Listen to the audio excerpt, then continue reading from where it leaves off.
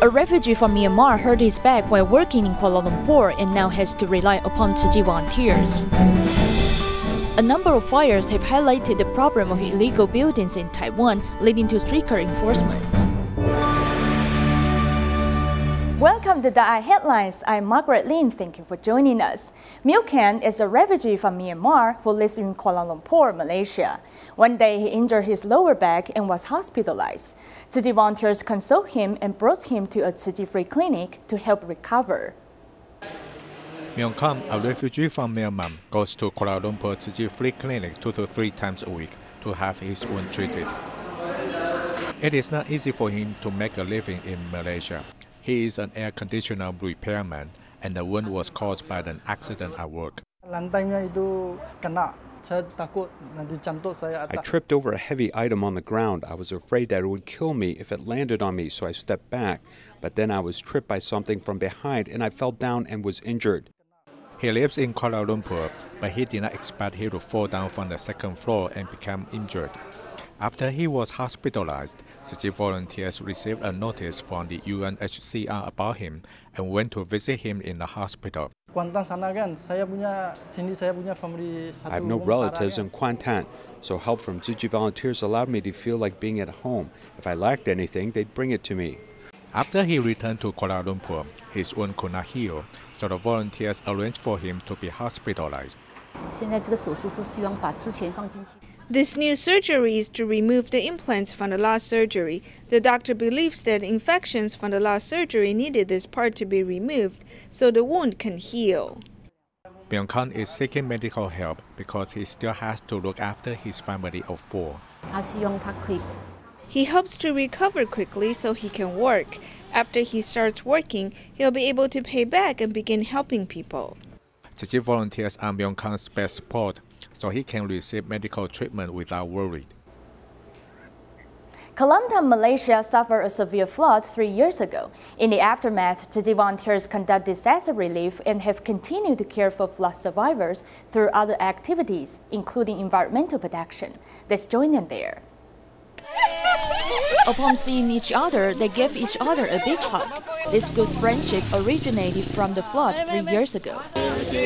This year, Kuala Krai was one of the most affected areas. Tzu Chi volunteers stepped in to assess damage and provide supplies. Later, they have continued to care for the flood survivors.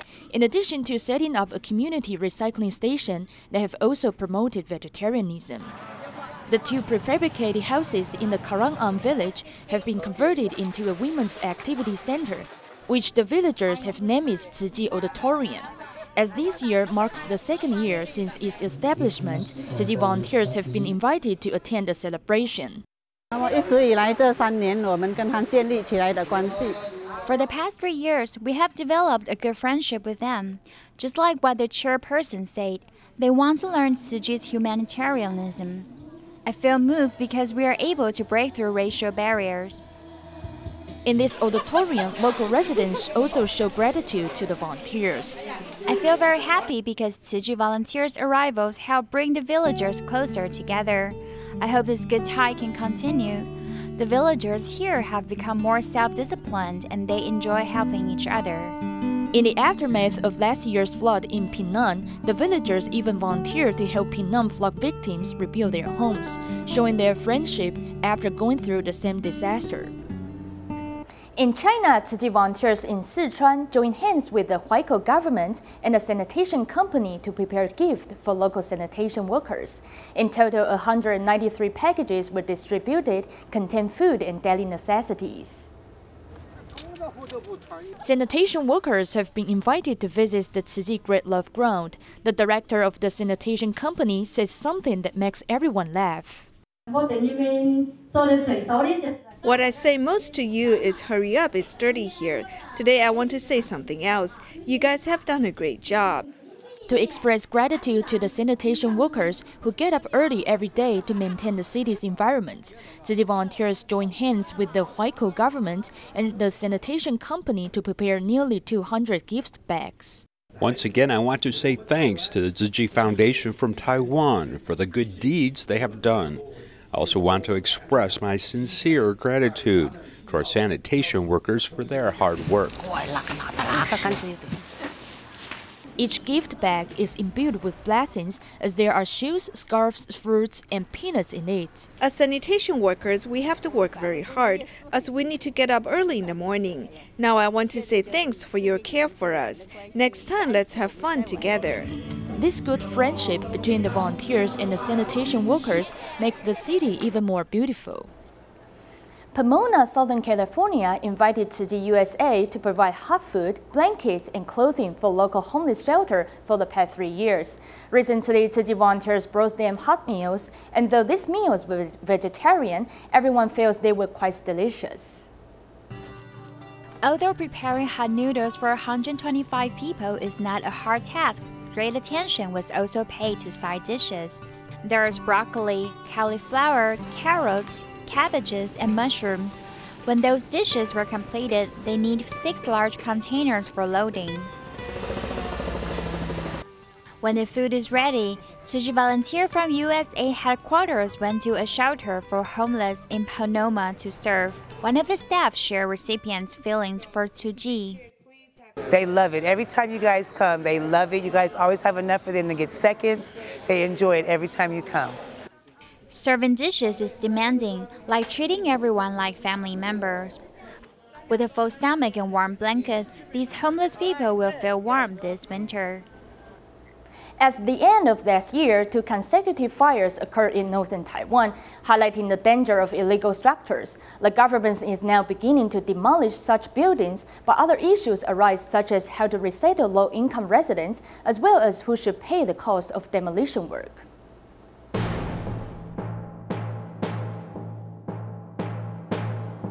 On November 22nd, an apartment building caught fire, causing 9 deaths and 2 injuries.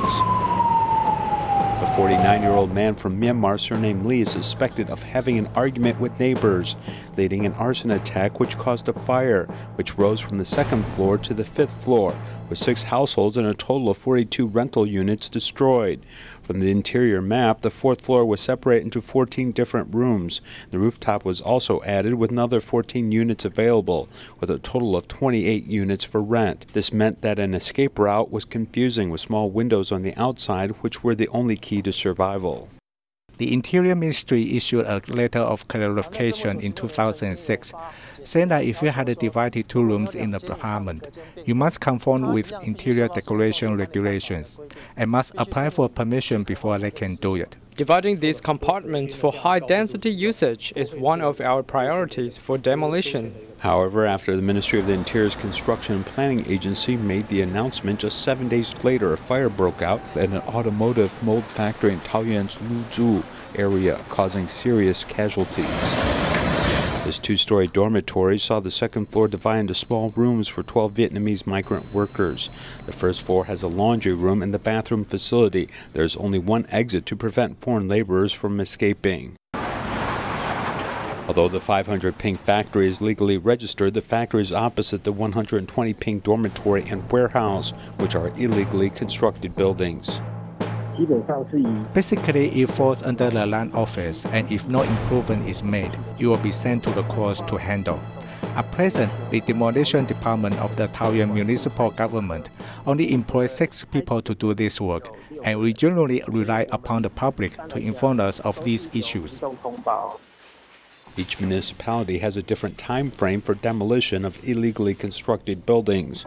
New Taipei City since June 25, 2009 has canceled existing amnesty permits for buildings and has carried out demolition work if the building poses a threat to public safety. The staff is demolishing 4 illegal buildings located in New Taipei's Yingtao Road, which extend into a riverbed which is state-owned land. From another angle, these 4 buildings extend into the riverbed by 5 meters, which is state-owned land. Only 4 pillars support the building.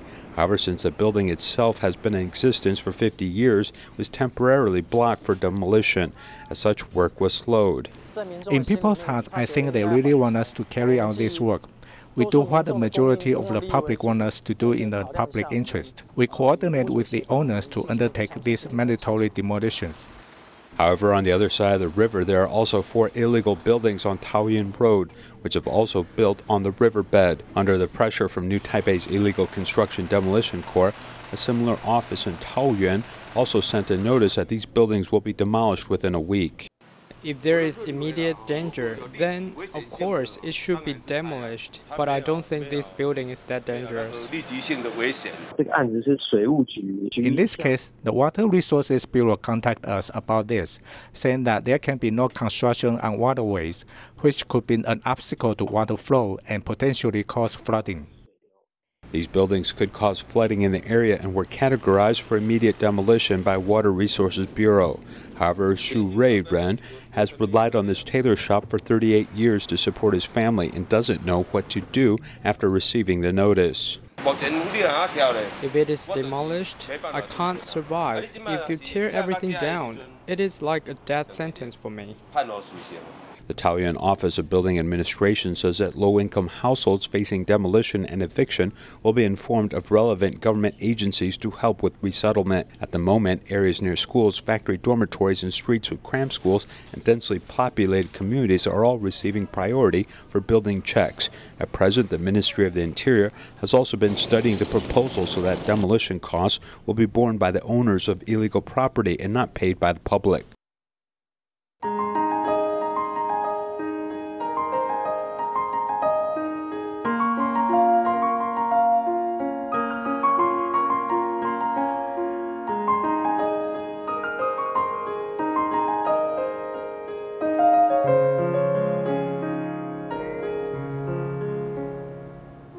"54-year-old Huang Chunhua came to Taiwan from Indonesia to get married over 20 years ago. However, the death of her husband led her to do odd jobs to raise her family. Tzu Chi volunteers have assisted her, and now she is able to repay this kindness by helping other groups. Tzu Chi volunteers still visit her and give her a New Year present, even though she is no longer a Tzu Chi care recipient. After her husband died, she no longer visits her family. She trusts us completely, so she'd tell us everything. We are like her family in Taiwan. Her husband died of myocardial infarction, leaving behind 4-year-old triplets and the oldest daughter who was in grade 4. She had to give one daughter to a relative for adoption. She went to work at the school kitchen, and she only accepted help that could help her children go to school. Now her children have all grown up, so she can volunteer. He is not in good health, so he can't clean his home. He's an old man, so I clean up his home for him. I also do recycling with Tzu Chi. Huang Chunhua just got off work, but she must work as a janitor soon. She has been doing several jobs together for years, but she does not feel tired. She feels grateful to have work so she can raise her family. Her biggest wish is able to help people. In our next report, we meet a Tzu Chi volunteer from Pingtung, Taiwan. Qiu Binghui used to serve as a military training instructor, even obtaining the Excellence Teacher Award. After his retirement, he suffered diabetes along with Parkinson's disease. Despite this, he still insists on doing volunteer work.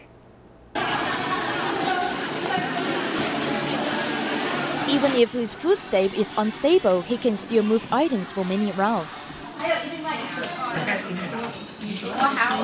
He's very energetic. As soon as he enters our office, he may say hello everyone. In the morning, he always says good morning. Tzu Chi volunteer Qiu Binghui works non-stop, and he's not only busy doing his work.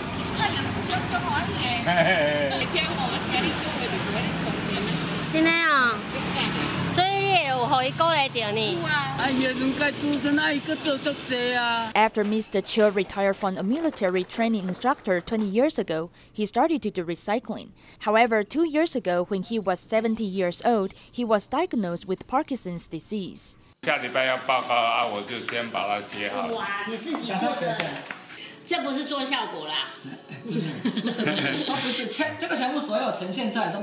After enlarging the words, one can see something different. Each word shows the writing of shaky hands.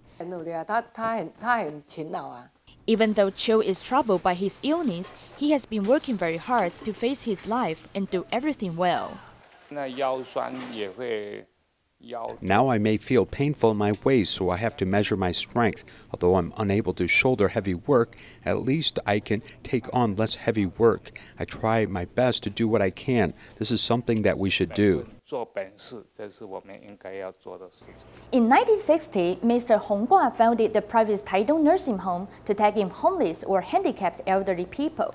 Master Zheng Yan noticed the nursing home was old and lacked space, and on January 8th, a groundbreaking ceremony was held, as Tzu Chi is now helping build new accommodations.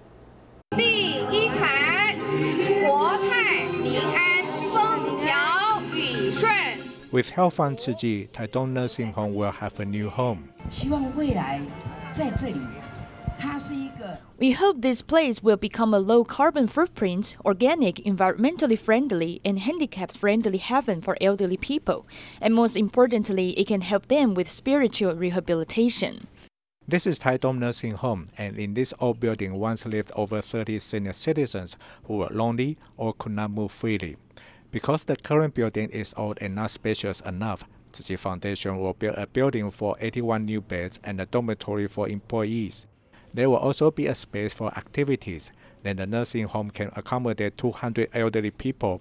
The construction will be finished at the end of the year. I'm very happy because it can look after the elderly in Taidong. I'm very delighted. Starting from 2007, Tzu Chi volunteers go to this nursing home once a month to bring warmth to the elderly residents. After you came here, you noticed that you were very happy to see us, so you wouldn't say you wouldn't come again. So we continue coming here to interact with this elderly. The senior residents are happy to receive the red envelopes of blessing and wisdom from volunteers who wish that after the new building is completed, the residents can live here happily and safely. Tzu Chi's media volunteers play an important role when it comes to DaAi TV's media duties, such as acting like news correspondents and recording activities. Their support has been an important key to DaAi TV's continued operations. In 1970, Tzu Chi volunteers visited southern Hualien to prepare for a winter distribution. Unfortunately, the bus got stuck in the riverbed and volunteers had to push the vehicle. This precious image was recorded by Master Zheng Yan, who some say was the first Tzu Chi media volunteer. Early on to record Tzu Chi activities, volunteers divided into 3 teams. One for audio-visual recording, the second for writing accounts of activities, and the third for public promotion of Tzu Chi activities. Master Zheng Yan said that we should combine all these different groups so that pictures, videos, and text should be available when needed. Therefore, we decided to call the group 3-in-1. 同样在贫穷部落生活，南非德本慈济人对他们有份疼惜。 This 3-in-1 media volunteer group later changed their name to represent humanitarianism, compassion, and beauty. They are responsible for developing much of the DaAi TV programming content, each day supplying video footage and text to support the news broadcast. These media volunteers cover locations such as Europe, Asia, Africa, and even remote areas. This is something that other media and news agencies cannot do. They are equal to our special correspondent we deploy to the area and are helpful in developing in-depth local content for our reports. From analog to digital, the many changes in the television industry have been closely followed by these volunteers who are truly committed to their mission. We had to learn a lot at that time because we didn't know anything, and all of the manuals were in English, and the terminology was very difficult for us to master. Lu Guishu is a veteran media volunteer who also works at Tai Power. Meanwhile, Wu Minglun is the kindergarten principal and was part of the first volunteers to receive training at DaAi TV in 2004. In our first class, the lecturer said that if you haven't shot 100 DVD tapes, then you're not a cameraman. Master Zheng Yan also says that you should learn through the work and continually inspire yourself to do more filming.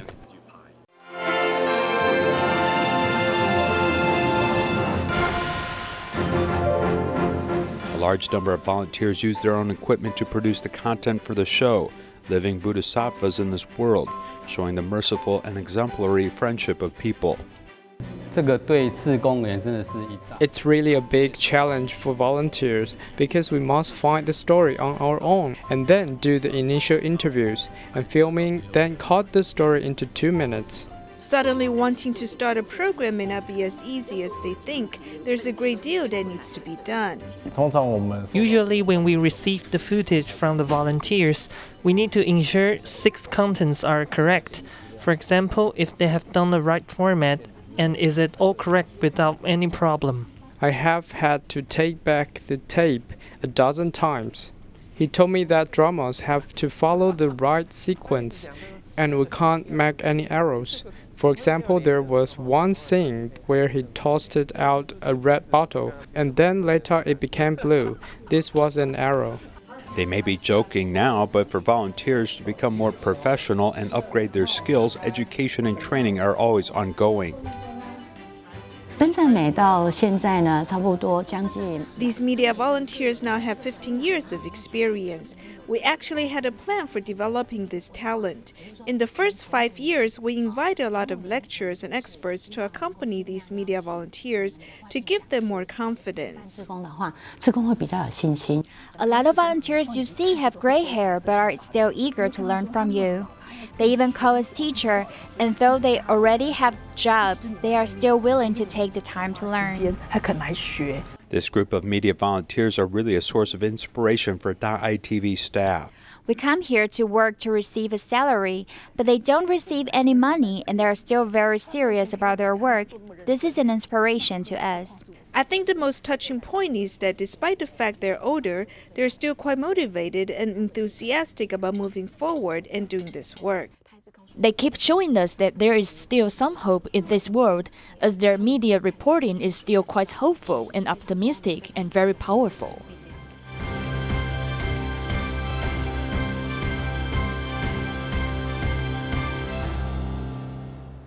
In Taiwan, Tzu Chi volunteers in Beitou are giving out Jin Si aphorisms to the shop owners and community residents.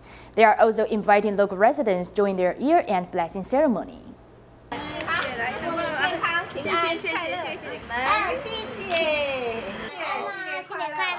On the streets in Beitou, nearly 60 Tzu Chi volunteers are holding baskets in the evening and giving out Jin Si aphorisms to the passers-by and the shop owners. It is because the Lunar New Year is approaching and we are holding our year-end blessing ceremony.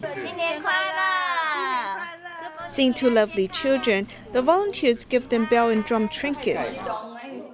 The trinkets look simple, but making them takes a lot of effort. We need to glue the sides so that when we put them together, they won't flip open. We need to press this. Since there are Jin Si aphorisms on the trinket, we are forming good affinities with the community residents. We hope they can understand how we are doing good deeds every day. As the volunteers share Jin Si aphorisms with the shop owners, they hope these words of wisdom will help purify people's minds in the community. London Tzu Chi volunteers accompany homeless people over the New Year holiday. A special activity was held in conjunction with a local Chinese association to provide hot meals and other aid. We will leave you with these images. Goodbye!